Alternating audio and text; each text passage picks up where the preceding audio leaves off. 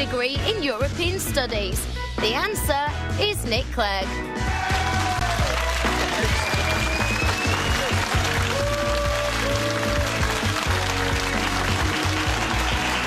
And thank you for choosing the right stuff this morning with Steve First and Diamond and the one and only Mr. Jimmy Osmond, who's going to have the rest of the headlines for you soonish. Please don't think I'm eating gum on television. I am not. I keep getting bits of crisp popping out from the gaps in my teeth. And I think this one wins. Yeah, I do too. Yes. That actually does taste like mince pies. Yeah. Although one could argue, why not eat mince pies? I know.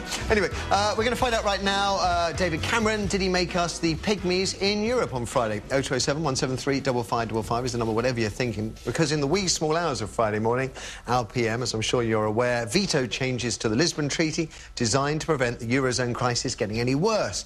Bailouts of Greece, Ireland and Portugal by the EU and the International Monetary Fund have hurt the credibility of the euro and the standing of nations like France and Germany.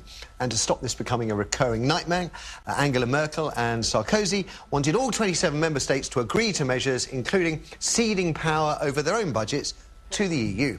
And then if you fell into debt, you would face sanctions administered by the EU. But Cameron refused to sign up unless the UK was allowed a certain opt-outs. He's still against a suggested financial transaction tax, which would hit the City of London harder than its euro counterparts.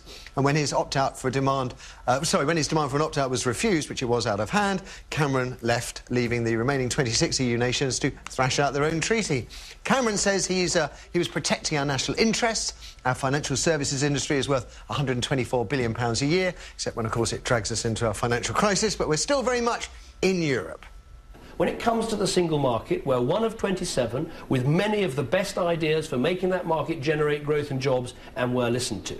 But when it comes to the euro, no, we're not there. I think it's right for Britain to say, well, which bits of Europe most benefit us as a nation, and to focus on those things. And I'm not frightened of the fact that sometimes you might not be included in something. Are we better off outside the euro?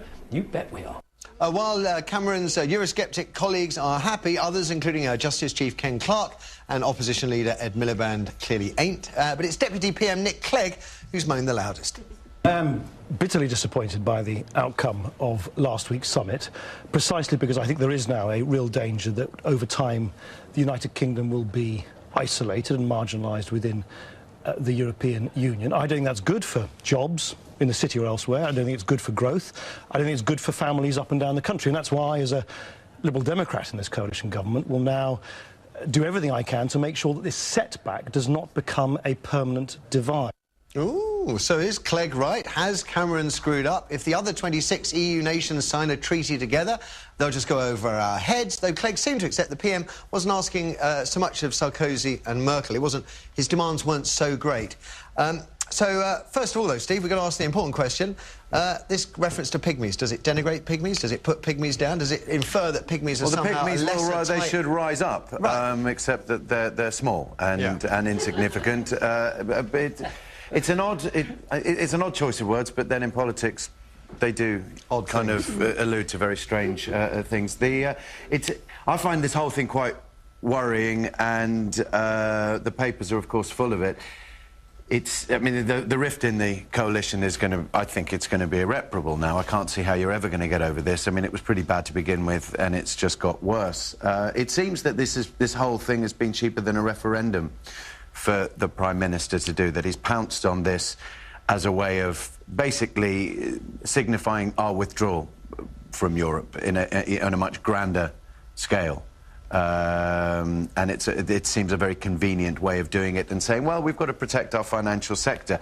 And yes, he's got to protect our financial sector because it's worth so much money, but of course it's another long line of protecting bankers and the financial sector. How's this going to affect manufacturing industry? There's an article in The Guardian that says how it will affect our steel industry, because we're still a major steel producer in Europe, and it doesn't... These kind of decisions don't seem to put in place at the moment a kind of... Well, they don't safeguard the future of our own industries, which are, always under threat. One of the political editors in The Independent said, and this I found quite interesting, that was that even Thatcher, who, as we know, was quite fervently anti-Europe, always kept a seat at the table. Well, there's the famous Maastricht row with John Major, where his friendship with Helmut Kohl was viewed as the reason we got the deal that we got, because Kohl went around to Europe and said, look, Major needs this break, and as a result he got that. And there's quite loud chat coming through. Andrew Rawnsley yesterday in The Observer was saying that David Cameron doesn't have any friends in Europe. We're already isolated, and now we've become even more isolated. So do you think he did the right thing?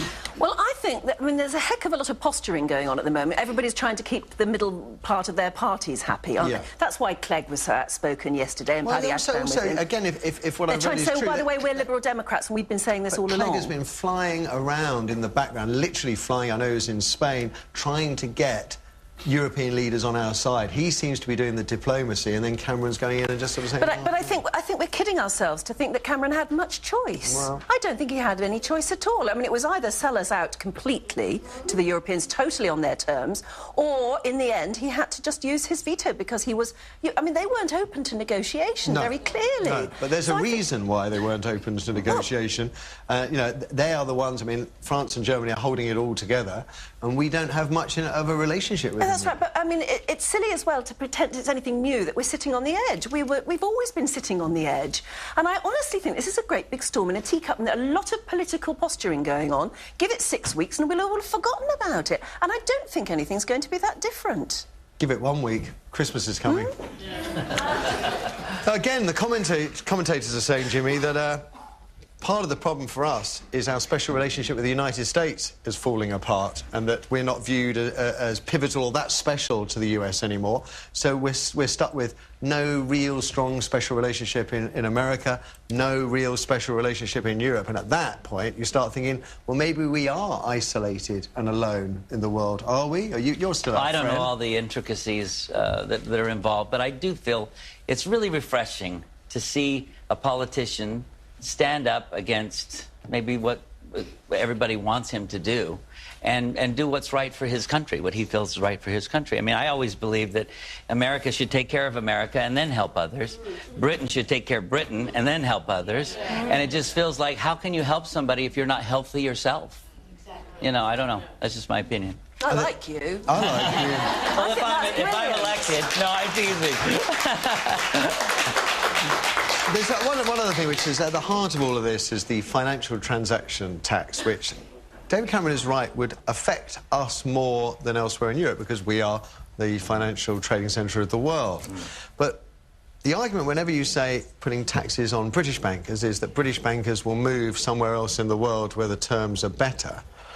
As the global economy collapses and all these countries are on their own, where are all these places that the bankers are going to work to get a better deal? I'm just wondering whether maybe, having been dragged to our knees by bad bankers, bad banking, that actually a bit of external regulation from Europe might not be a bad thing. I can imagine not one person... They haven't made a very good job of it either. No, they haven't. No, they haven't. No, they haven't. Who has, though, really, on a worldwide scale? No one. And so you just think you need to protect in industry rather than the banking sector. I think that you know, I know, you know, it is worth hundreds of billions by it being here. I think it's 125 billion a year. Is it? Okay, yeah, exactly. But I mean, and, you know, Anne's right. We don't know what is going to happen. Maybe it is a storm in a teacup. And, you know, I think everyone... It's understandable that you go, well, why are we bailing Greece out? And how's that going to affect us personally? And, of course, you know, we can't reverse what has happened. But, you know, I think... I'm not sure about our relationship with America and if that is any Is it changing? less... Is it changing? Do you think the special relationship... I don't personally perceive it that way, but, you know, we're having the same issues that you're having. Bankers, investment bankers are the ones that have totally messed up our economy. Unscrupulous banking, all for greed. And I think, you know, it's been a worldwide problem. But we are all interlinked. But, you know, from what I can tell, at least I hope, America and Britain are... I still think in our hearts and minds, we perceive ourselves as far closer to you in the United States than we do with France 25 miles across the Look how many Starbucks we've got, you know. And McDonald's. And more to come. More to come. Anyway, that's what the panel thinks. After the break, well, it's your turn. Has the PM made us the pygmies of Europe? 0207 173 5555 is the number you need. Your calls are nothing but after these number changes. What was percentage of UK trade is with the European Union? 25, 50 or 75%? Find out after the break.